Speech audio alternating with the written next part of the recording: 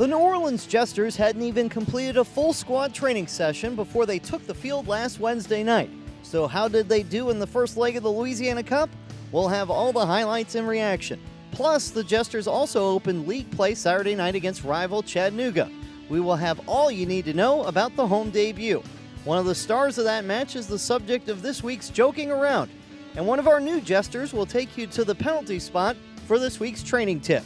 The 2017 season is underway, and we are into the groove with the latest edition of the Jesters Court.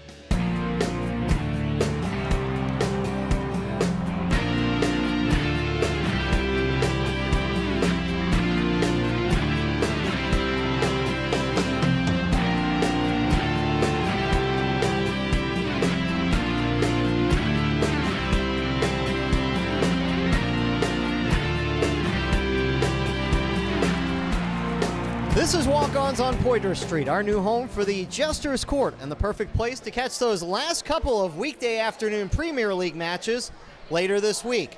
And we are on the air from inside Walk-Ons. Paul Boron along with head coach Kenny Farrell, and we mentioned it at the beginning of the show, your team had not had a full squad training session yet, but you couldn't ease into the season. You had two huge matches last week, and the results were good and could have been better.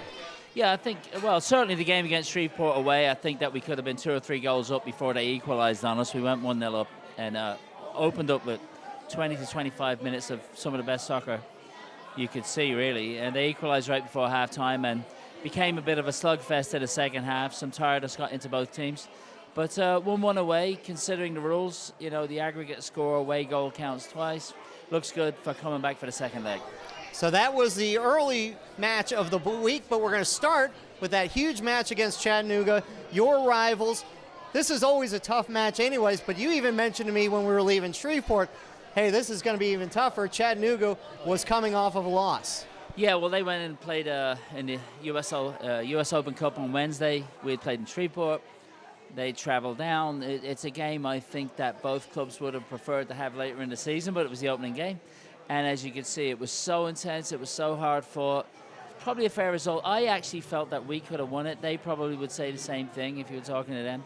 But I think we had 2 or 3 clear-cut chances, and I don't believe that the goal that was called back for offside was offside, and that would have been a critical moment in the game. Well, we're going to have a look at that and the rest of the highlights. Here are the highlights from Saturday night at Pan American Stadium.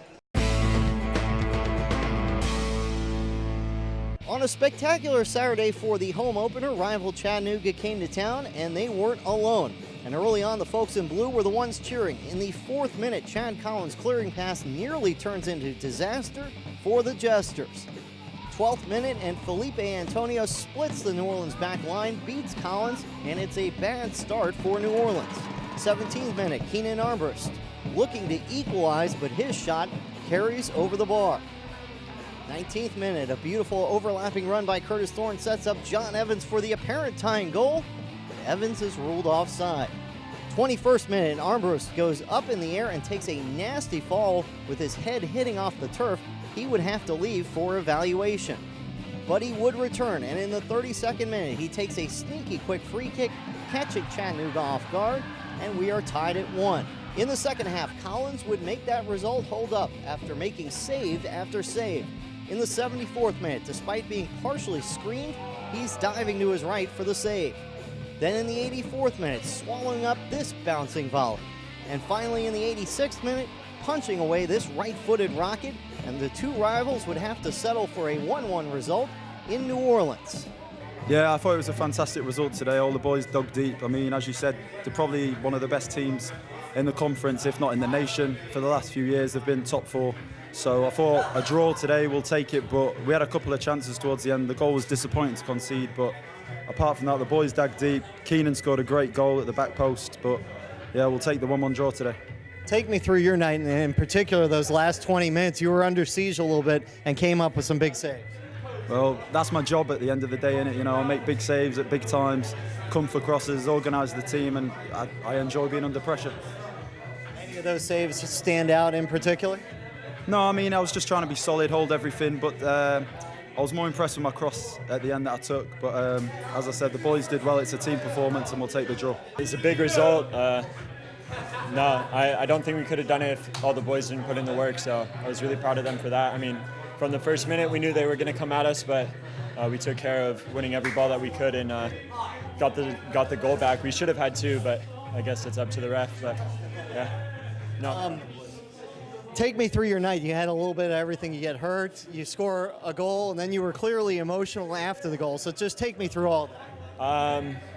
Yeah, I mean, I got hit pretty hard, but oh no, Kenny brought me all the way out here from California, and I know this is a big deal for him and the rest of the boys. So I just know every game I want to go out and work my hardest, and blessing that I got a goal. Praise to God that I have this opportunity to play for this team, and hopefully we can win out in league and then go to the national championship. That's the goal. So a 1-1 draw, not exactly a terrible result against a team that has been the class of the Southeast. Yeah. Overall, you have to feel pretty good about it. Yeah, you feel good about it, but really in your own mind that you want to win all your home games no matter who you're playing against, right? So we didn't get the win, but it was a good result. But, you know, the positives are the momentum in the team and the class and the character of the players has shone through in the last two games. They got together in a very short period of time, and they came through. They felt they should have won it, and they feel that we're going to get stronger going forward. And if you have played a team that you would expect to be, you know, in the last, you know, in the top four in the country, and you've played them like that and should have beat them, you feel good about yourself. So in one respect, yes, we feel very good about the result. In another respect, me personally, and I hope the players feel this way, no, you got to win your home games. And another match they felt like that they could have easily gotten the win was the match earlier in the week, a non-division matchup, but has all sorts of huge implications. It was for the Louisiana Cup, the first leg. Here are the highlights. The first leg of the Louisiana Cup took place in Shreveport as the Jesters looked to retain the trophy. But it was the Rafters who applied the pressure early in the 7th minute as they looked to defend their new home turf. But G. Walcott pushes this shot just wide. In the 16th minute, Mason Maurice controls the high bounce, turns, and beats Lance Quinney. It's 1-0 Jesters. In the 33rd minute, newcomer Ahmed Zaki takes a long-range shot, but Quinney gets his fingers to it to keep it at a 1-0 match. In the 37th minute, the Rafters strike off of the centering pass. Walcott is there for the tap-in. It's 1-1. In the 42nd minute, Mason Maurice moving in, but his long curling shot just goes over the crossbar, and it's 1-1 at the break. Jesters look to get moving early in the second, but Maurice with a long-range shot that is saved by Quinney. It goes right to John Evans, but he just gets under it, and we stay tied at 1. In the 61st minute, Mason Walsh with the free kick near post, and Tony Judice just can't curl it inside the post. We remain tied. And with the Louisiana Cup on the line, things got a little heated between the two teams later in the second half. Final minutes and the Jesters with multiple chances. Maurice's long shot is absolutely robbed by Quinney, and after resetting, the Jesters get another chance, but Adi Olu's header goes over the bar. The Jesters get a 1-1 draw on the road, a good result that could have been even better. It could have been more. It could have been a lot more, in fairness. We had a lot of chances in the first half, even the second half. And the first half we played well, was pleased that the boys did. Second half we battled, which was good to see, even though we didn't play the greatest of football. But coming away, first game for all these boys. Some of these boys haven't played in 6 months, a few like myself, a few of the English boys coming over. So it was our first game together, and the fact that we're disappointed taking a 1-1 draw, like you say, with an away goal away in our first game, it just shows how the ambitions of the team for this year and how much we can do. So little training, so much communication has to occur on that back line. What's your assessment of the way you guys played tonight? Well, our back four, I thought, was one of the strengths of tonight. I thought we very rarely let them in. Their only goal was just, like you say, just not playing together for very long.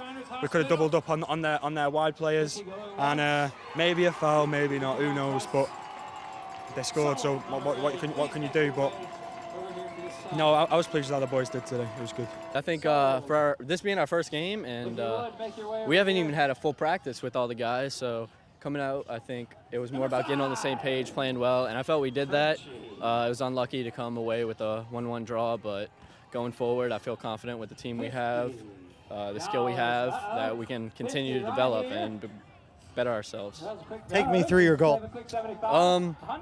I saw Mason on the wing, and all throughout the game, he was just creating a bunch of space out there. I made a run. He picked his head up, found me. It's a bit bouncy on this turf, so I tried taking my best touch and just put a shot far corner, and I was lucky enough for it to go in. So, Kenny, you got a draw and away goal, but we heard from the guys it could have been more, and a lot of credit goes to the keeper from Shreveport. He really saved their bacon at the end of the game. Otherwise, you really could have had a win there. Yeah, I mean, the goalkeeper had a great game, but, you know, at the end of the day, the goalkeeper had a great game, but we should have finished some of those chances as well. I mean, he made some great saves, and other chances we missed that we should have scored. And, you know, they got in, and I think when you look at the highlights, you'll see that the goal they scored, there was probably a foul committed before it. Not making an excuse. It happens. You know, referees miss it. And it's 1-1, and you come away, and, you know, coming into the home game this week, we really don't even have to win. Just a 0-0 will do us. But I feel good about the game, and the way momentum of the players has been going. I feel they're really looking forward to this game. So we're in good shape coming home, and hopefully we win the Louisiana Cup this week. Yeah, hopefully next week on this show we'll have that trophy somewhere right here. Now, more to come here on this week's edition of the Jesters Court. We'll have more from last week's matches as Coach will break down a play from each match. Plus, this week's training kip is with one of the newest members of the squad when we return to walk-ons here on CST. This edition of the Jesters Court is presented by Heineken. Open your world. By Rockin' Bowl. And by walk-ons. Everyone needs a little playing time. I wasn't born in America, and arriving here wasn't easy for me. They didn't even say my name right. I thought I'd never fit in. But over time, I gained their respect, and that respect turned into admiration. Admiration into love. And the world better be ready, 'cause I'm an American now. My name is soccer. Back at Walk-Ons, where there are plenty of screens to watch all types of sports and plenty of delicious food to go along with it. And it's time now for our Coach's Breakdown presented by Heineken. And Coach, a pair of draws last week and a lot of plays that affected the match positively and negatively in each case. We're going to start with the positive, and this is the Shreveport match and Mason Maurice's goal. And he really took advantage of what Shreveport gave him. Yeah, he did. What happened was he was sitting deep in a role that, you know, Adam had got forward, and he was sitting as like the neutrality player. Ball, release pressure, get it switched. And what he saw was a gap on the edge of the box. He went into it, and lucky enough, as we held the ball, drew a few players out. When he received it, you may not see it on the video, but he had already had a look at where the keeper was, the goalkeeper was. So when he received it, and it was a difficult ball to get on the ground, he had turned and looped it into the far corner. It was a superb goal. It was excellent play from a great player. And I've got to give him all credit because there's a lot of stuff went on in this game. All right, so there was the positive. Now let's look at something from Saturday night, the Chattanooga match, and the goal that Chattanooga got. And it was a little bit of unluckiness because you guys made a good play initially. Yeah. Well, we won the ball back. We pressured the player, and he gets dispossessed. So there's two transitions of play. So when we had it, we felt comfortable, and we got the ball back in midfield. And it was, you know, coming out of defensive third. And what happened was we turned it straight back over. So what happens is when we win it, we go into offensive mode. So two centre-backs split a little bit, and the full-backs pushed up, and it left a hole down the middle. And I do believe that we could have, from the deeper defender there, which is Mason, probably could have closed the player down, you know, or got in his line. But, you know, it happened so quickly that we really didn't have time to recover. And the two centre-backs, as you can see, are trying to move back in to cover the hole. It's a perfectly weighted pass from Chattanooga. The forward comes across the middle in the hole and finishes perfectly. So, you know, it's one of those things. You've won the ball back in a deep situation. You want to keep the ball. If you can't keep it, you go into an offensive area. We didn't. We lost it immediately again. Really no one to blame on that goal because, you know, if you me being a central defender, I would have done the same thing. So let's move on with it. It was a good goal for Chattanooga. And unlucky. Again, Yeah, you made the right play for the most part, and things just turned around quickly. Yeah. And that takes us to our training tip presented by Rockin' Bowl and Ye Old College Inn. And it's new jester Ahmad Zaki, and he's here to give you his pre-shot routine when he takes a penalty kick. So my name is Ahmed Zaki. I play as a left wing, and this is my first year with the Jesters, and I'll be taking PKs. and walk you through it. So the first mistake the kids do is hesitating. You cannot hesitate when you take a PK.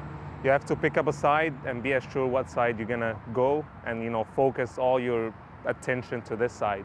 So first thing, I have to get the ball and I have to set it up. I have to put it, and then I breathe. I don't have to make any contact with the goalkeeper. I'm just focusing on my ball and on that target, and then I take like 4 steps back, and then I'm ready. So as you saw from the video, you just pick up a side, you have all your attention, and you put a good power, and then, like 2 yards above the ground will be perfect. It'll be difficult for any keep to stop it. And, have confidence and no hesitation. Thank you. Good stuff there from Zaki, and you didn't see in the video, goalkeeper Chad Collins didn't make it easy on Zaki. We do these demonstrations, and Zaki is supposed to score on that. Well, Chad Collins stopped him twice, so even in a demonstration, Chad Collins trying to stop the shot. Well, we're going to have more from Chad Collins coming up later in the show, as he will be the subject of our joking around. But when we come back, Coach fields your questions next on CST. New Orleans Jesters soccer is back for the 2017 season, and now is the time to be a part of the action. Catch the Louisiana Cup as well as all of the NPSL action, with new opponents coming to Pan American Stadium this season. Season tickets are just $65 for adults, $35 for children under 14. Single game and group tickets are available as well. Go to NOLAJesters.com or call 504-312-3979. Again this week we have some of the youngsters from the Jesters Youth Academy. These are the young ladies from our U10 and U14 teams. And I know you're proud of these young ladies. So just first of all, talk about the girls teams and the emphasis you have with them. No, it's very important to know that we're committed to the girls as well as the boys, and it seems like the program's growing, and we've a lot of very young, happy players getting educated in the game and going out and really learning how to play the game properly. So I'm really happy about that, and I've got some great people that manage those age groups and bring it together. And it seems to be growing and growing at a rapid rate. We started off with boys, and the girls were struggling. Now it's been coming on the last 2 years very well. Well, and speaking of boys and girls and the whole academy philosophy, just kind of give me a thumbnail of what you guys are trying to accomplish with the academy. It's hard for me to do this quickly, but I will tell you very quickly that, we've got to change the system in the United States to produce great players, and not everybody will be a great player. But at the end of the day, we've got to educate players and develop individuals, even though we have to play in a team sport. And we're missing out because we don't have world-class players in the United States, and we have so many playing the game that we've got to change something. And it's the same old all the time. It's starting to change right now. Some people are starting to get educated, and we're really dedicated and committed to that. That's what this club is about. Well, some of these kids are great soccer players, and I think they have some great questions as well. So let's get our first question from one of your young Jesters. Hi, my name is Mary Avery, and I have a question for you. What is the future of a women's soccer team in the U.S. and New Orleans? Well, they've had a ton of success, obviously, already. Where do you see it going? More so, I think, on the world stage, because more nations are starting to fund women's teams. Yeah. No. Europe is getting very big at the professional level. Now they're starting to recruit United States best players to Europe. That's not a bad thing, because there's money there behind those big clubs. The U.S. Soccer Federation actually funds the U.S. national players in the women's professional league here. So it's growing, there's no doubt. Will business get behind it? Will fans get behind it? I think that's starting to happen. It's a little bit behind the men's game for sure. But on the local level, yes, it's part of our bigger plan, as we've done with the men's team, to have every level for every player here and build a true developmental program with a pathway for every player if they can achieve it and if they want to achieve it. All right, we got another question from here in our audience. Hello, I'm Sydney, and my question is, what do you think is the most important principle that Jesters players should focus on? So the answer to that, Sydney, is that there has to be a dedication to the game, and if you're going to play at this level and you want to strive on, you've got to be dedicated to playing the game and preparation, how you look after your body, how you perform. What can't happen, you cannot control a result. You might be the best player, the best team, whatever. You can control everything else about you. And good things happen to these players in their life if they focus on that, and they cannot steer away from that. It's got to be about your preparation, your commitment to improve your technical ability, your tactical understanding, your team camaraderie, and then also giving back. You've also got to give back because you've learned a lot over your life, and you've got to give that back to young kids, and you've got to get involved in them as well so that they can produce and continue to move the game forward. Results hopefully will come after that. We want social media to be a part of this show as well, and so we're going to go into the Royal Courts Roundtable, and this is Colin Pound with a question. 2 draws in 2 games, not a terrible start to the season. Any changes we can expect to win games? Well, yeah.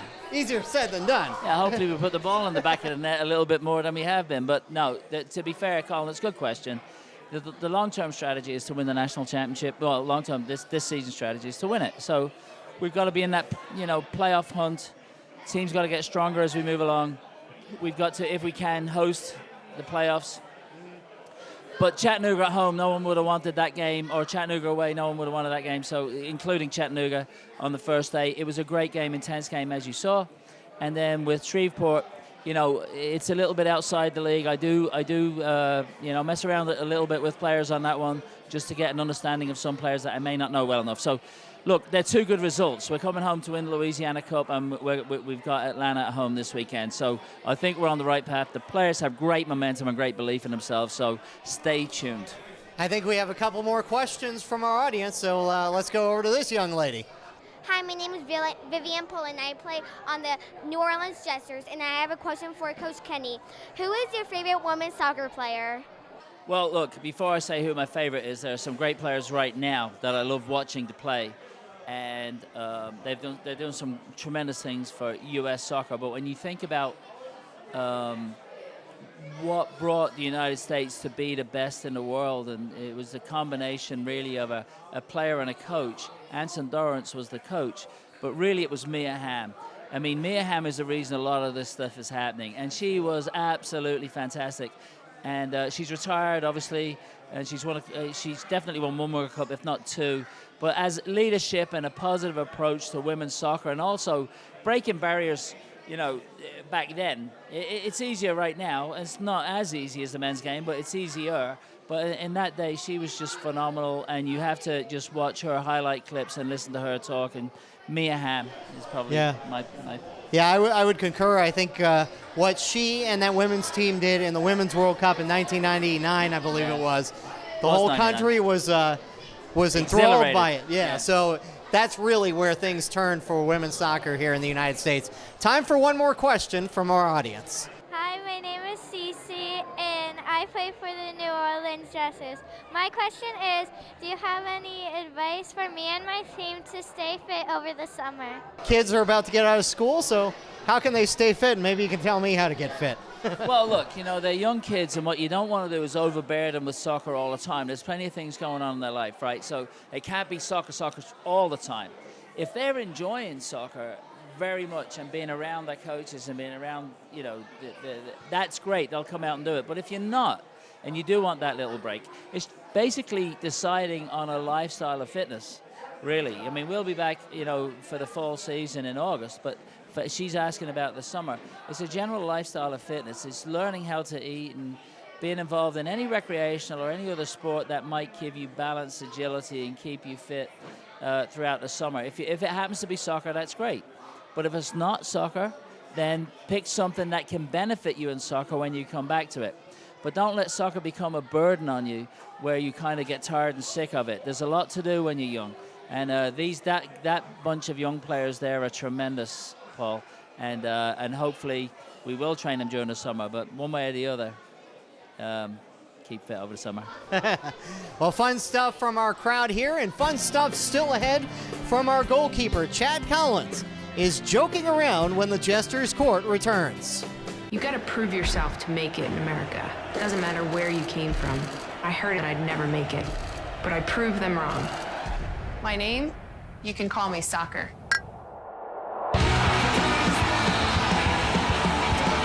We welcome you back to the Jesters Court, and time to take a look at the week ahead presented by Walk-Ons. By the time many of you watch this, you will already have completed the second leg of the Louisiana Cup. We'll have highlights of that next week. Saturday night, the Jesters are back home against a new opponent, a crossover opponent from the other division. We don't know much about the Silverbacks. What do you know about them? I know that they've always been very good. We've played them in years gone by, and I think it'll be just as tough as Chattanooga, to be fair. Great players in that neighborhood. They put a great job together. They've got a great stadium, and they've got a great facility.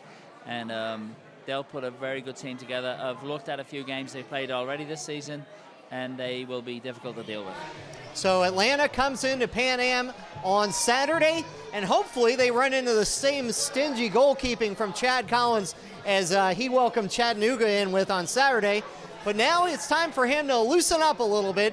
It's time for Joking Around. Hello, I'm Chad Collins. I'm a goalkeeper, and it's my first year with the Jesters. My favourite movie is probably Hangover. Because it's in Vegas, and I've been to Vegas before, and I just thought it was a myth. Am I missing a tooth? Oh. Whose baby is that? Check its collar or something. I looked everywhere. Nobody's seen Doug. I don't think I've ever been this hungover. What's on your arm? You were in the hospital last night. The only important thing now is that we find Doug. Where's your car, officer? Oh, God. Favorite TV show is probably The Office. It's an English TV show. Put my stapler inside a jelly again. That's the third time he's done it. It wasn't even funny the first time. Why has he done that? Just told him once that I don't like jelly. Don't trust the way it moves. Yeah, you showed him a weakness. He pounced. You should know about that. Oh, what is in it? It's my stapler. Well, don't do that. Well, eat it out. There's people starving in the world, which I hate. My best subject was probably drama.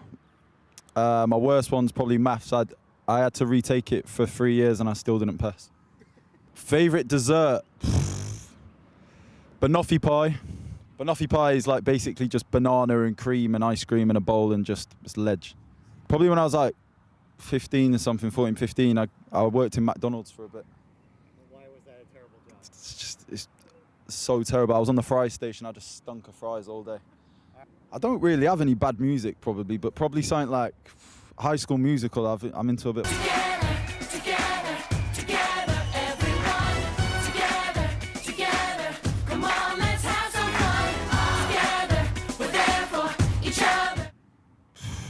I don't know, I used to have real long hair, and there's a show in England called Towie. I used to get told Pirate Pete. You don't know who he is, though. All right, Chad, and we want to remind you the Jesters Court is back next week with 4 airings, starting with our normal new episode debut Tuesday at 6:30, with highlights from both matches this week. Of course, if you can't catch us on TV, you can catch us online starting on Thursday.